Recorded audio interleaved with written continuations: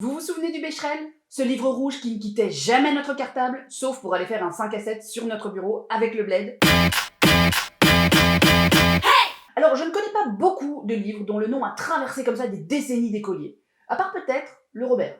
Enfin, en ce moment, dire qu'on a de bons souvenirs de 5 à 7 après l'école avec les Robert, c'est un peu risqué. Quand on rentrait de l'école, moi je me souviens qu'on avait au moins 25 exercices de bled à faire pour le lendemain. Et du coup, ça rentrait. Alors qu'aujourd'hui, 25, c'est le nombre de fautes que je trouve dans le mail de 2 lignes que m'écrit ma fille pour me demander un portable comme cadeau.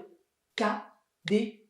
Alors les enfants, s'il vous plaît, ouvrez un petit peu les yeux. Comment vous pouvez oser demander un cadeau quand vous écrivez ce mot avec seulement la moitié des lettres qu'il compose? Alors maintenant, moi je sais parfaitement que vous répondre. Moitié de mot égale moitié de cadeau. Ma fille voulait un portable, je lui ai offert un port.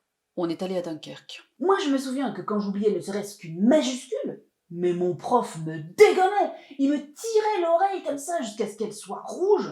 Aussi rouge que la tête de mon voisin de classe, qui, lui, était suspendu par les pieds. Bah attends, il avait oublié une virgule. Mais moi, si j'avais fait la même chose que mon prof, mais 2 jours après la rentrée, ma fille était écartelée. Moi, quand je regarde ses copies, je me prends une claque et de l'exomile. Et puis je me dis que des métiers comme prof, écrivain, journaliste risquent d'être un petit peu difficiles à exercer pour elle, parce que comment apprendre aux autres à écrire quand on ne sait soi-même pas le faire? C'est un petit peu comme demander des leçons de classe et d'élégance à Kim Kardashian.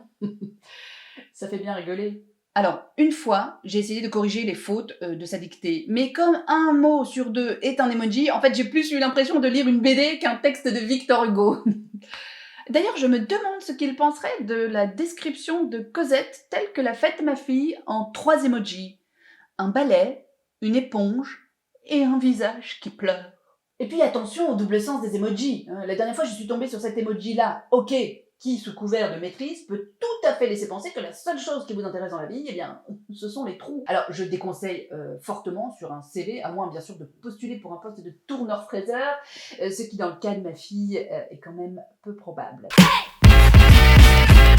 Quoique, quand je vois le nombre de selfies que ma fille et ses copines peuvent faire, eh ben je me dis que le monde tourne quand même beaucoup autour de leurs fraises.